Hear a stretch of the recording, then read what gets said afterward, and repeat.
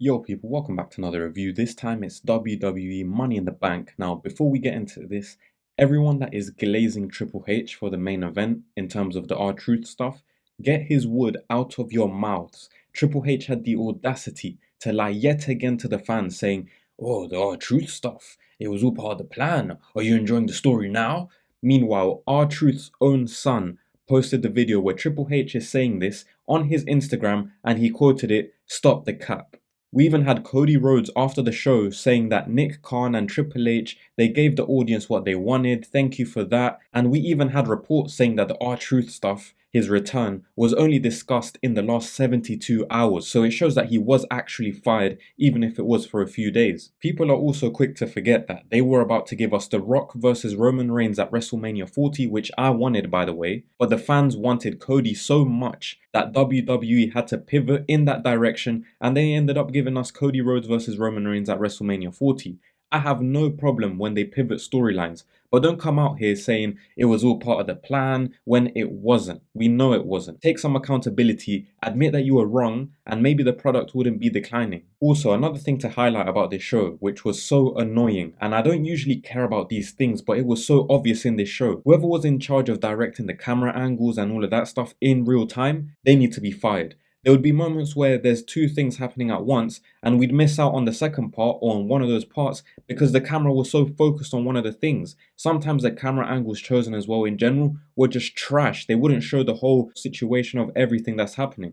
Anyways, let's just get into the event itself and let's start with the women's ladder match. Now, in my prediction, I said that I wanted Naomi to win the briefcase. However, I thought they would give it to Alexa Bliss. So for me, this was a pleasant surprise that the most refreshing wrestler this year in the women's division and someone that has worked hard this year actually gets rewarded. I think the match overall, it was a bit underwhelming if I'm being honest. I expected a bit more in terms of the spots and kind of the extreme nature of this match. Shout out to Roxanne Perez as well. She did some cool spots. She showed why she's really so successful at such a young age. But yeah, some parts would just feel disjointed in terms of the flow of the match and it would ruin the tension and the potential shock factor when they would climb up to grab the briefcase. But overall, it was still a decent match with a good winner. Next up was a match that they made last minute because of the Worlds Collide event that happened just before Money in the Bank, and it was Octagon Jr versus Dominic Mysterio. It was a nice high-flying sort of match. It was kind of quick, but one thing that really got highlighted was how much better Dominic Mysterio is, how much he's improved. He flows so much better. He makes the matches way more interesting. He adds his own personality.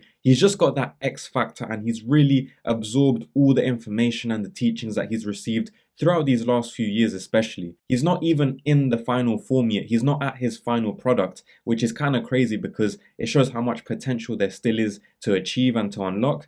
And his journey in general is one that most fans can be proud of. But yeah, it was an easy, predictable match. And shout out to Octagon Jr, but Dominic Mysterio did end up retaining. Next was Becky Hogan versus Lyra Valkyria. Now, I had predicted that Lyra would retain because I thought Bayley would come out, she'd make her return and cost Becky the title, but we couldn't even get that in this match, which makes me think that for SummerSlam, we'll probably get Bayley versus Becky Lynch for the Intercontinental title. Now, this match was actually pretty good. I'm someone that doesn't really like Lyra Valkyria. I don't really care for Becky Lynch either, but I will admit that Lyra Valkyria has been in her bag these last few months, and this is probably the time in which she least deserved to lose the belt, but it is what it is. I think she'll struggle to gain another title opportunity if I'm being honest if she doesn't get this rematch with Becky and win it. She may get another mid-card title, she might get drafted onto SmackDown or something, but I just don't think she's a main event material type of person. She can still prove me wrong, of course, I don't mind if she does, but as of right now, I'm not convinced that she belongs at the very top. As for Becky Hogan, I'm seeing a lot of people crying about, oh, she didn't need this belt, all of that stuff. And of course she didn't, but she adds prestige and more relevance to the Intercontinental title just based off of who she is. It is a bit crazy though. She's been here for 2 months and she stat padded the women's tag team belts and the Intercontinental title already just to add that to her Grand Slam resume, which I assume she's trying to be the first ever women's Grand Slam champion. Next up was the men's ladder match, and the match overall was really good. The tension was well built, the action was good. Some of the spots, especially by the high flyers, there was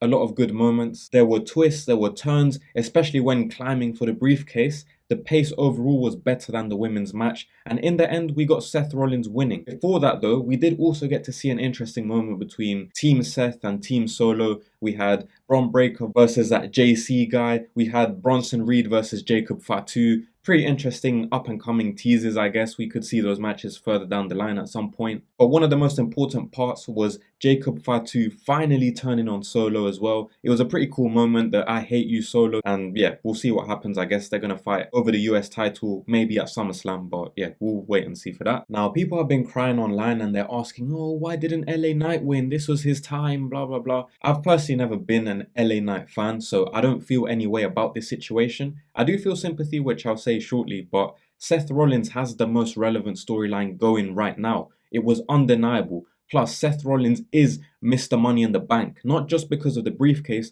but because he usually wins at pay-per-view. I'm pretty sure they said last night as well, he's the wrestler with the most wins at this pay-per-view in history. Also, I just don't see how someone like LA Knight would defeat John Cena for the WWE Championship. I don't think he's at that level. Plus, that story with John Cena still has more twists and turns, which unfortunately they don't seem to involve LA Knight. LA Knight, if I'm being completely honest, has been pretty poorly booked, especially these last few months. He lost the US title to Shinsuke, then he won it, then he lost it. He's just someone that doesn't really fit with what they're trying to do, and it's a shame that LA Knight's popularity has happened while the whole tribal chief had his 4-year reign, and now John Cena's in his goodbye era, so he's hanging on to that title for a bit more. And if it weren't for these long-term storytelling bookings that they tried to do with these guys, I reckon LA Knight would have actually won a main event title by now. It's just unfortunate that the era that he's got his popularity in is one where Roman's the top guy, John Cena's leaving, so maybe next year he might get a chance, but we just have to hope that he maintains that popularity, because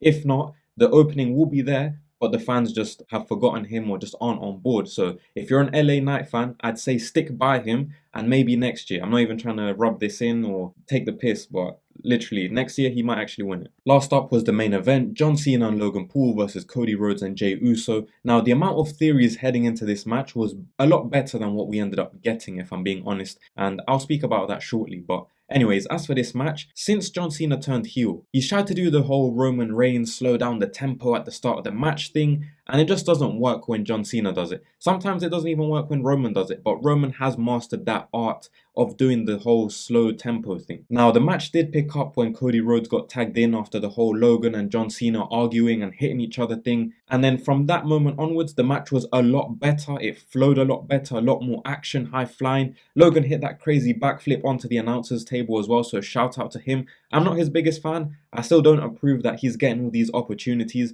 but he does earn the respect. He knows how to wrestle. He is doing more interesting things than other people, so I understand it even if I don't agree with it. But yeah, in the end, R-Truth came out. He cost John Cena the match, and I've heard he might be using his Ron Killings name rather than R-Truth going forwards, but you could tell the guy who came out, he wasn't that dopey R-Truth, and bless him, because you could tell he was actually emotional about the pop he received. That's the loudest pop he's ever probably going to receive. Personally, I thought the interference that would actually happen would be made by someone that would help John Cena. I thought it would actually be Travis Scott. I thought that Roman would also come out to stop Seth Rollins from cashing in on Jey Uso, but that didn't happen either. I saw theories about how Cody Rhodes was going to turn on Jey Uso and let Seth Rollins cash in on him, but that also didn't happen. People were saying, oh, The Rock might appear. Yeah, let's not get too ahead of ourselves. We know The Rock isn't showing up for a while. Maybe at SummerSlam if we're lucky. But yeah, I'm glad R-Truth is getting his flowers. A bit weird Roman didn't return at any point, not even to stop Seth Rollins from winning the briefcase in and of itself, but it is what it is. Overall, it was an enjoyable pay-per-view. Was it the best? No, but probably one of the better pay-per-views of the year, even though the bar for that is very low. And even then, there's things that could have been improved, but I guess it's a step in the right direction, one would hope. But under this TKO thing, I don't know. But yeah, as always, let me know your thoughts down below in the comments. What did you make of this pay-per-view? What were your highs? What were your lows? I'd appreciate if you could also hit that like button and sub to the channel. Thank you for your time.